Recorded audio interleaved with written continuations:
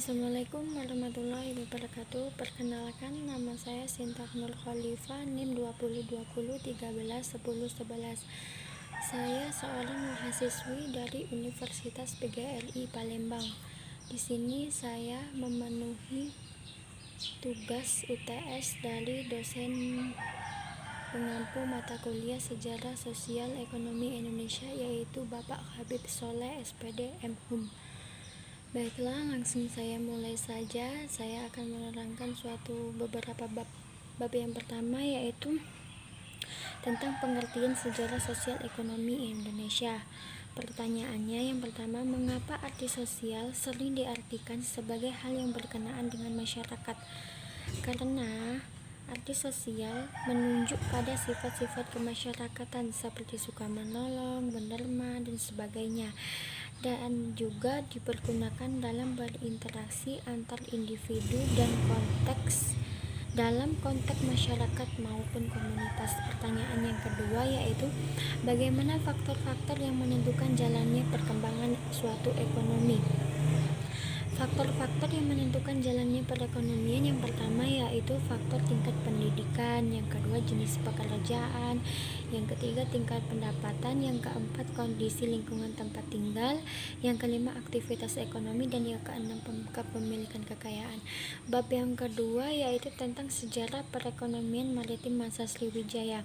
Pertanyaannya, mengapa negara maritim disebut sebagai negara kepulauan? Karena pada dasarnya negara maritim itu memiliki kawasan laut yang sangat luas. Secara geografis dikelilingi oleh perairan dan laut yang pada umumnya berbentuk kepulauan atau mempunyai banyak pulau. Pertanyaan yang kedua, mengapa Sriwijaya disebut sebagai kerajaan maritim? Kerajaan Sriwijaya disebut sebagai kerajaan maritim karena didukung oleh beberapa bukti yang ada, yaitu letak kerajaan Sriwijaya yang terletak di wilayah tepi Sungai Musi sebagai sungai yang terpanjang di Indonesia, sehingga dengan air dan transportasi perairan sudah mengenal teknologi pembuatan perahu. Bab yang ketiga yaitu tentang perkembangan perekonomian masa kerajaan Majapahit. Pertanyaannya, mengapa kerajaan Majapahit atau kerajaan agraris yang mengandalkan pertanian sebagai tiang utama? Karena beras masih merupakan tulang punggung ekonomi kerajaan. Hasil persawahan itu bahkan menjadi komoditi perdagangan antar pulau dan antar wilayah. Itulah sebabnya.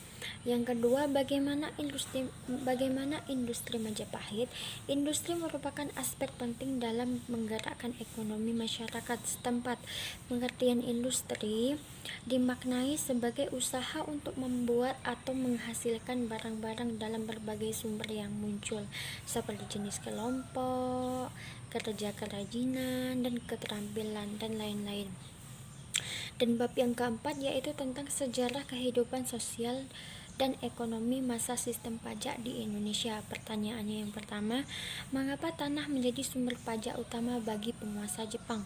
Sebabnya karena tanah lebih ditunjukkan atau lebih berharga bagi penguasa Jepang untuk dilipat gandakan hasil bumi yang penting bagi masyarakat Jepang. Yang kedua, bagaimana konsep pajak pada dasarnya? Konsep pajak pada dasarnya yaitu adanya kesediaan untuk berbagi dalam sesama. Namun, kesediaan untuk berbagi antar manusia yang satu dengan yang lain itu dapat berbeda-beda, sehingga dibutuhkan pengaturan baik berupa perundang-undangan maupun lembaga yang menjalankannya. Bab yang kelima yaitu tentang sejarah sosial ekonomi sistem tanam paksa masa kolonial. Pertanyaan yang pertama, mengapa diberlakukannya sistem tanam paksa? Apa tujuannya? Tujuannya yaitu pemerintah kolonial Belanda melaksanakan sistem tanam paksa karena untuk memperbaiki kas negara yang banyak terkuras atau terlilit utang dan membiayai perang Jawa serta melunasi utang-utang negaranya.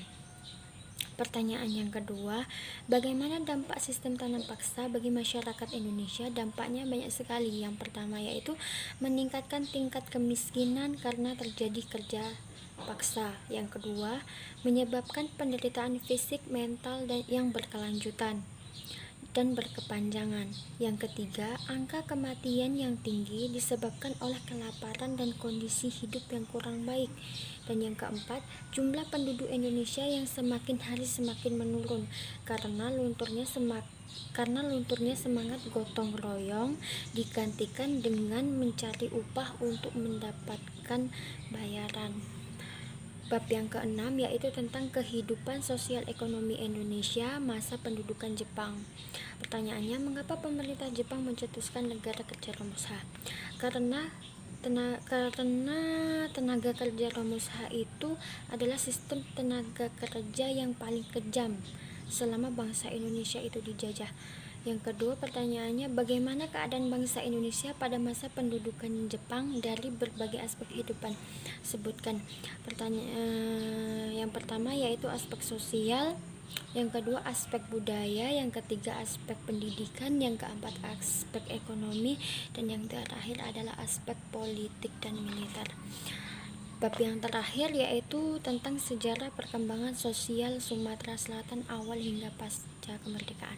Pertanyaannya, mengapa Sumatera Selatan dikenal sebagai pusat peradaban masa lampau?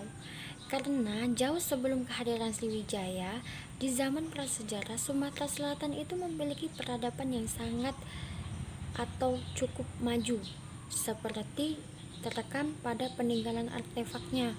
Contohnya ditemukannya tembikar polos, beliung, dan ditemukannya lukisan motif manusia, binatang, maupun tumbuh-tumbuhan.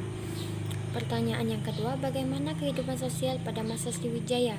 Kehidupan sosial pada masa Sriwijaya yaitu para masyarakat itu berbaur dengan para pedagang dari luar, karena pada saat itu wilayah tersebut merupakan pelabuhan bagi kapal asing yang singgah. Baiklah, sekian materi dari saya. Jika ada kurang atau kesalahan dalam saya memaparkan, saya mohon maaf karena di sini saya juga sama-sama belajar. Akhir kata, wabillahi taufiq wal hidayah. Wassalamualaikum warahmatullahi wabarakatuh.